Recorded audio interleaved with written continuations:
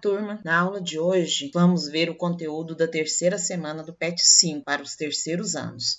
Sejam bem-vindos. Nessa aula de hoje, o tema a racionalidade científica e trata da transformação político-social através das revoluções científicas. Vamos ler o texto Antropocentrismo. Enquanto o pensamento medieval é predominantemente teocêntrico, centrado na figura de Deus, o homem moderno coloca si próprio no centro dos interesses e decisões. A laicização do saber, da moral, da política é estimulada pela capacidade de livre exame, da mesma forma que em ciência se aprende a ver com os próprios olhos.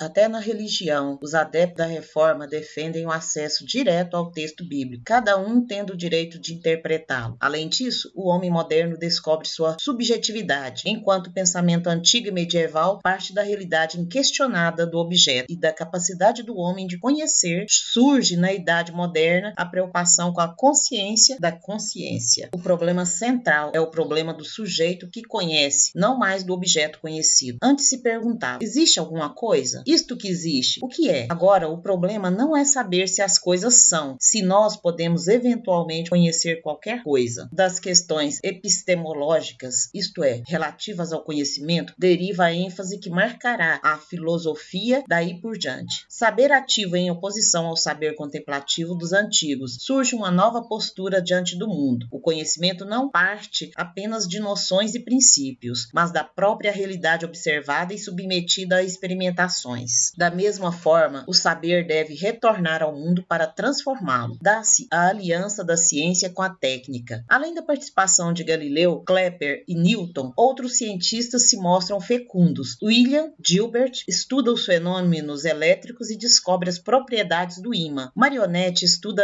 a elasticidade do gás. Von Goethe inventa a máquina pneumática e a máquina elétrica. Pascal e Torricelli criam o barômetro e revelam a existência da pressão atmosférica. Huygens desenvolve a teoria ondulatória da luz. Na matemática, surge a geometria analítica com Fermat e Descartes, o cálculo diferencial com Newton e Leibniz, o cálculo das probabilidades com Pascal, o cálculo infinitesimal com Leibniz e Bernoulli. A anatomia, desde o século XVI, tiveram a contribuição de Versalhes, que, desafiando a proibição religiosa de dissecação de cadáveres, consegue desenvolver um estudo mais objetivo da anatomia humana. Servet e Harvey explicam a circulação sanguínea. Hooke descreve a estrutura celular das plantas. Nunca antes na história da humanidade o saber fora tão fecundo, nem desenvolvera semelhante capacidade de transformação da realidade pela técnica. A filosofia encontra-se escrita neste grande livro que continuamente se abre perante nossos olhos, isto é, o universo, que não se pode compreender antes de entender a língua e conhecer os caracteres com as quais está escrito. Ele está escrito em língua matemática. Os caracteres são triângulos, circunferências e outras figuras geométricas, sem cujos meios é impossível entender humanamente as palavras. Sem eles, nós vagamos perdidos dentro de um obscuro labirinto. Galileu Galilei, italiano que lecionou nas universidades de Pisa e de Pádua, foi responsável pela superação do aristotelismo e pelo advento da moderna concepção de ciência. Escreveu o diálogo sobre os dois máximos sistemas do mundo, discurso sobre as duas novas ciências. Sua vida foi marcada pela perseguição política e religiosa, por defender a substituição do modelo ptolomaico do mundo geocentrismo pelo modelo copernicano heliocentrismo. Condenado pela Inquisição, foi obrigado a abjurar publicamente suas ideias, sendo confinado em prisão domiciliar a partir de 1633. Além da astronomia, a contribuição de Galileu foi importante também na física. Compreendendo as falhas da física antiga, Galileu empreendeu uma mudança radical no campo da ótica geométrica, lentes, reflexão e refração da luz. Termologia. Foi o inventor do termômetro. Hidrostática, ótica, física, teoria sobre a natureza da luz, e principalmente no campo da dinâmica, da qual lançou os fundamentos. Foi no século XVI que o monge Nicolau Copérnico, 1473 a 1543, publicou a obra onde propunha a teoria heliocêntrica. Apresentada timidamente como simples hipótese, talvez por temor à Inquisição, a teoria teve pouca repercussão e foi praticamente ignorada até o início do século XVII,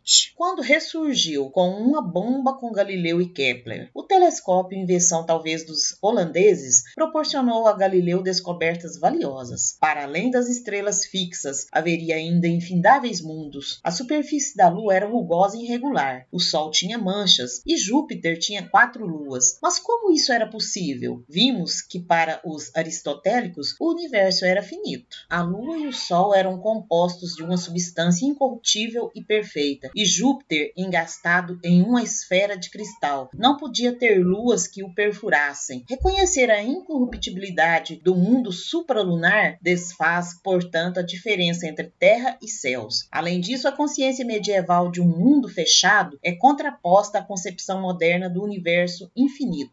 Vimos que a noção de infinitude era um atributo divino e Giordano Bruno já pagara demasiadamente caro por essa ousadia. O forte impacto dessas novidades desencadeou inúmeras polêmicas até que, pressionado pelas autoridades eclesiásticas, Galileu se viu obrigado a abjurar. As transformações produzidas pelas novas ciências, secularização da consciência, na nova ciência não há lugar para explicações que recorram à causalidade divina, como ocorria na antiga astronomia, em que se admitia que o movimento das esferas celestes era impulsionado pelo primeiro motor imóvel, ou seja, por Deus. A ciência é secularizada, laicizada, o que significa justamente abandonar a dimensão religiosa que permeia todo o saber medieval. Galileu separa razão e fé, buscando a verdade científica independentemente das verdades reveladas. Descentralização do cosmos, o sistema geocêntrico era um todo centralizado, finito e ordenado. No novo modelo, a Terra é retirada do centro do universo. Com a descoberta de outros mundos, nem o Sol é o centro. Dá-se, portanto, uma subversão da ordem e, consequentemente, uma ansiedade no homem, que descobre o seu mundo transformado em poeira cósmica. A Terra como simples planeta, um grão de areia perdido na imensidade do espaço infinito. Mas o sistema solar é apenas um dos muitos sistemas que compõem o céu. O que passa a ser questionado não é apenas o lugar do mundo, mas o lugar do homem no mundo. Geometrização do espaço para os antigos. Sempre houve uma mística do lugar. Havia lugares privilegiados, Hades, inferno, Olimpo, lugar dos deuses,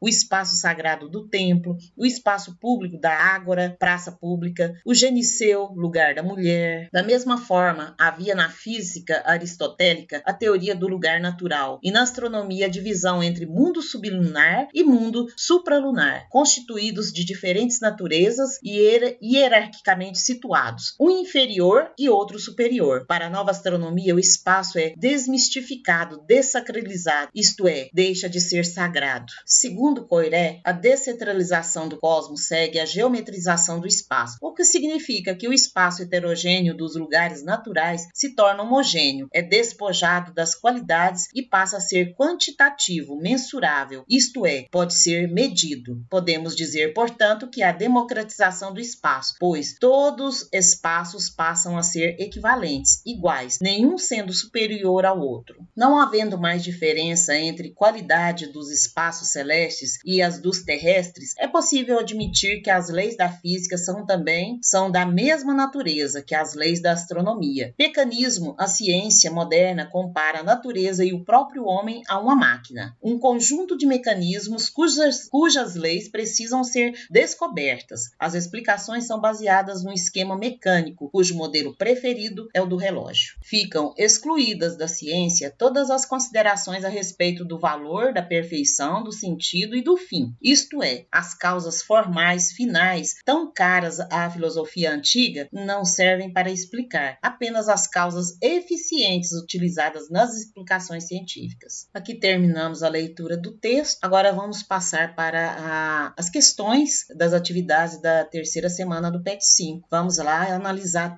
com vocês essas questões. A primeira questão: no contexto da Revolução Científica levada a cabo no século XVII, as pesquisas de Galileu Galilei foram decisivas. A respeito da vida e obra de Galilei, assinale a única alternativa que não está correta. Letra A. Galileu desenvolveu o telescópio a partir do aperfeiçoamento de lunetas e lentes. Galileu elaborou teorias consistentes sobre o movimento dos corpos, sendo a lei da inércia uma expressão dessas teorias. Essa é a letra B. Letra C. Galileu foi submetido ao Tribunal Tribunal da Inquisição para esclarecer suas opiniões a respeito do movimento do planeta Terra em torno do Sol. Letra D. Galileu colaborou diretamente com Isaac Newton na elaboração do livro Philosophia Naturalis Principia Mathematica, 1678. Letra E. Galileu conseguiu observar por meio do telescópio as imperfeições da Lua, como as crateras que nela existem. Na resposta a essa questão, vale lembrar que solicita-se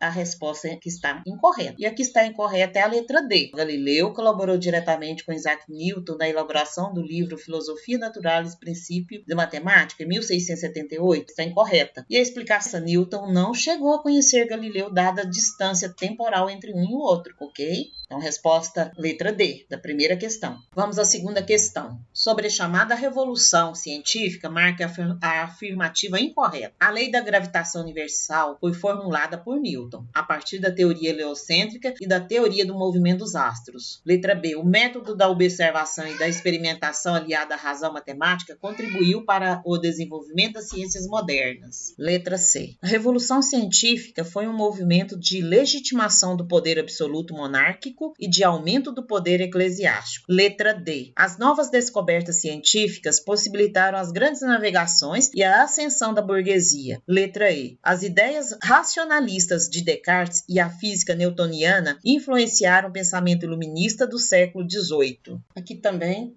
quanto à resposta da questão número 2, a resposta incorreta que você deve se ater. E a resposta incorreta é a letra C. A revolução científica foi um movimento de legitimação do poder absoluto monárquico e de aumento do poder eclesiástico. Assim terminamos mais uma aula. Agradeço a vocês por estarem presentes e estarem realizando as atividades e se empenhando em encaminhar pelo e-mail, pelo WhatsApp e para a escola, enfim. Sucesso a todos e obrigada!